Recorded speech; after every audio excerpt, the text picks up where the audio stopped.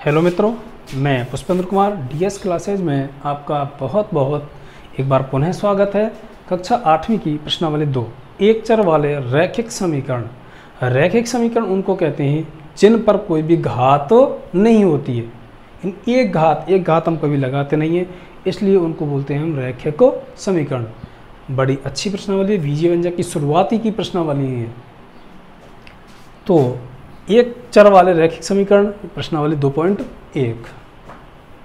पहला सवाल दे रखा है x - 2 = 7। इसको हल करना, एक तो करते हैं पक्षांतरण के तरीके से और एक करते हैं हम कि x की तरफ जितना हमें दे रखा है, x की तरफ यानी कि जो चर मान बोलते हैं x y, इनको अचर पद बोलते हैं, इनको 2 7 ये अंक बोलते हैं। तो चर मान की तरफ जो अंक दे रखा है और जिस सिचुएशन में दे रखा उसके विपरीत उतना ही दोनों पक्षों में हमें संक्रिया करनी होती है। जैसे ये दे रखा है x - 2 = 7, x - 2 = 7। तो x की तरफ कितना दे रखा -2। अब इसके विपरीत चिन्ह लेना है, तो माइनस है तो प्लस, प्लस है तो माइनस, गुणा है तो भाग, भाग है तो गुणा। तो ये -2 दे रखा है। अब -2 के विपरीत +2 हो जाएगा, +2 इधर भी जोड़ना है, +2 इधर भी जोड़ना है, तब जाकर उत्तर करेंगे। x - 2 ये लिख दिया, +2 = 7 + 2, यानी कि दोनों तरफ अपनी ओर से क्या जोड़ दिया, +2 क्योंकि माइनस का था। अब ये प्लस और ये माइनस, ये तो कट गया। x = 7 और 2 कितने हो जाएंगे, 9। x = 9।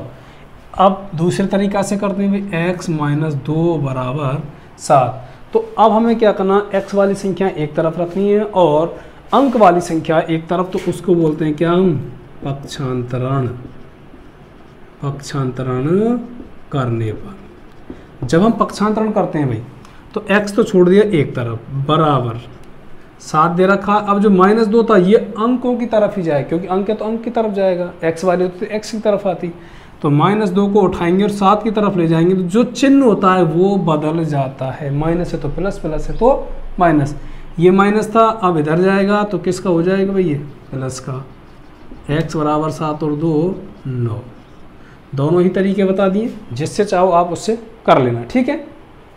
आ गया होगा समझ में, और आ गया तो एक बार लाइक जरूर करें। y + 3 = 10। तो y + 3 = 10। अब हमें करना क्या है, पक्षांतरण। पक्षांतरण करने पर y ये 3 प्लस का है, अगर 3 हमें अंक की तरफ ले जाना है तो किसका हो जाएगा अब, ये 10 माइनस के हो जाएंगे 3, क्योंकि प्लस है तो माइनस।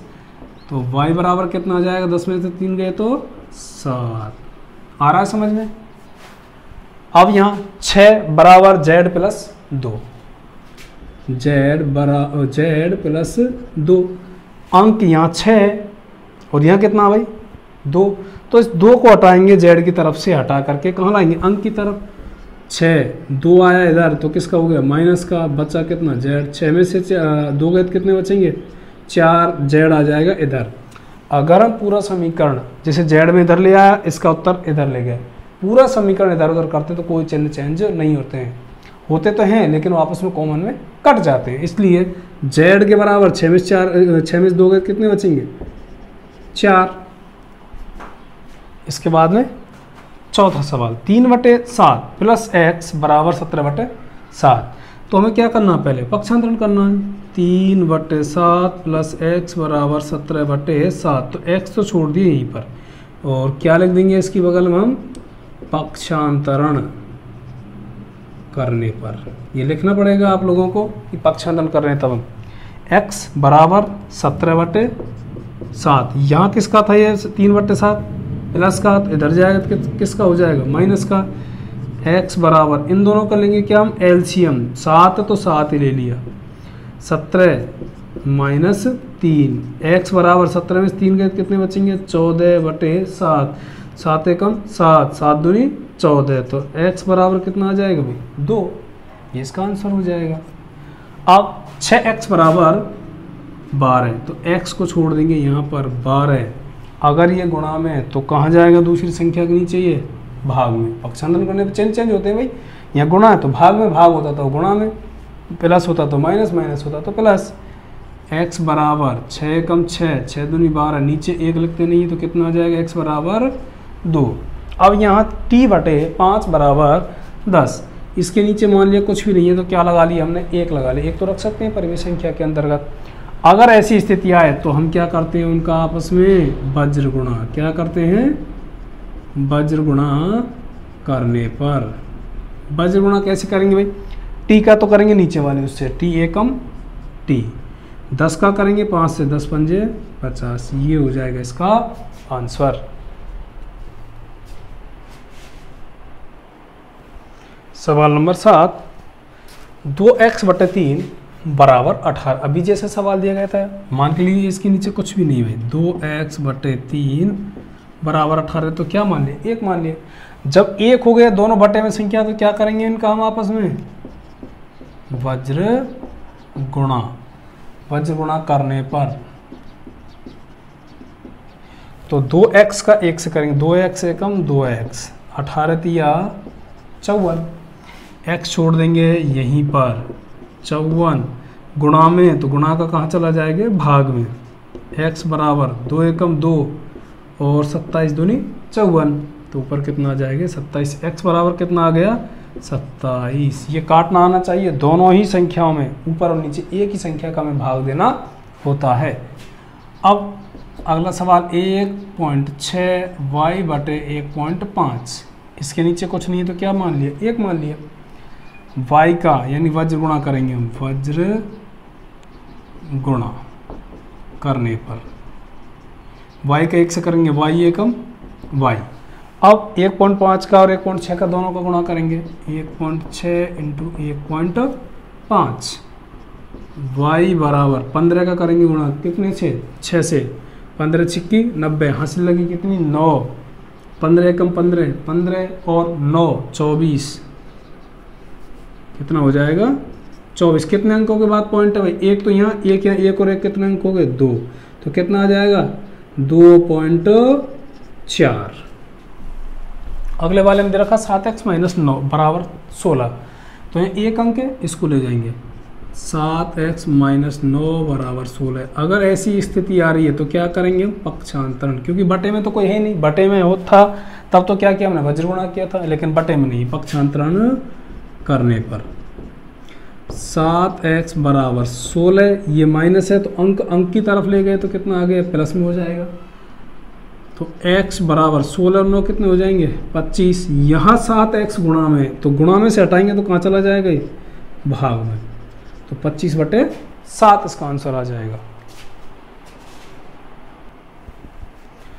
सवाल नंबर 10, 14y माइनस 8 और कितना दे रखा है इसमें, 13।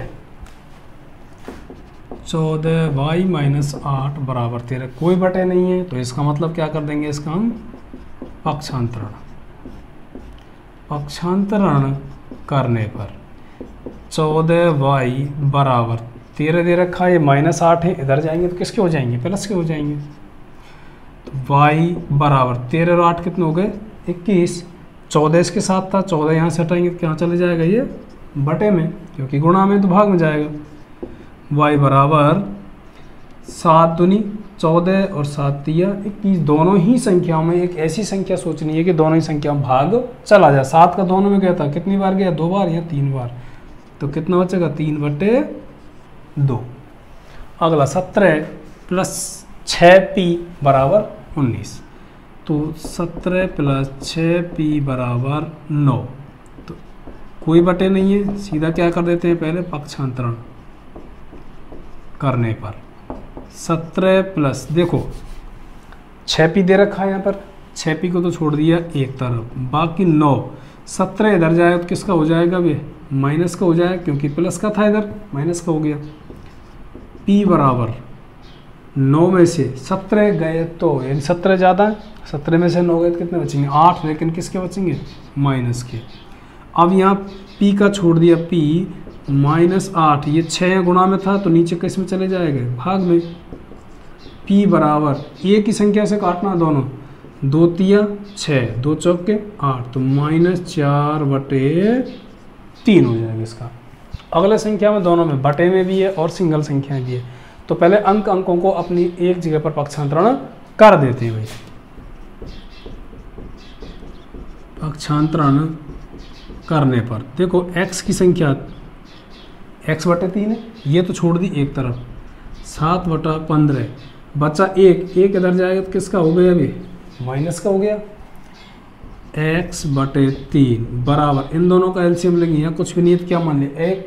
अब दोनों के लिए हम एलसीएम लेंगे तो कितना आ जाएगा 15। 15 एक ऐसी संख्या है कि जिसमें 15 और 1 का दोनों का भाग चला जाता है। 15 कितनी बार गया, 15 एकम 15, एक बार, 1 का गुणा 7 से 7 एकम 7, 1 का भाग कितनी बार जाएगा 15 बार, 15 का गुणा ऊपर वाली संख्या से करेंगे 15 एकम 15, x/3, 15 में से 7 गए तो कितने बचेंगे -8/15। अब x/3, ये दोनों संख्या बटे में तो आपस में क्या कर सकते हैं, इनका वज्र गुणन करने पर वज्र गुणा कर सकते हैं क्योंकि दोनों बटे में संख्या वाली। x का 15 से करेंगे कितना आएगा 15x, 8 का और 3 से करेंगे -8 तिया 24, x बराबर 24 किसका माइनस का, 15 गुणा में थे तो कहाँ चले जाएंगे, बटे में चले जाएंगे। अगर ये कट जाए तो काट दीजिए इनको, x बराबर देखो 3 पंजे 15 और 3 अट्ठे 24, तो -8/15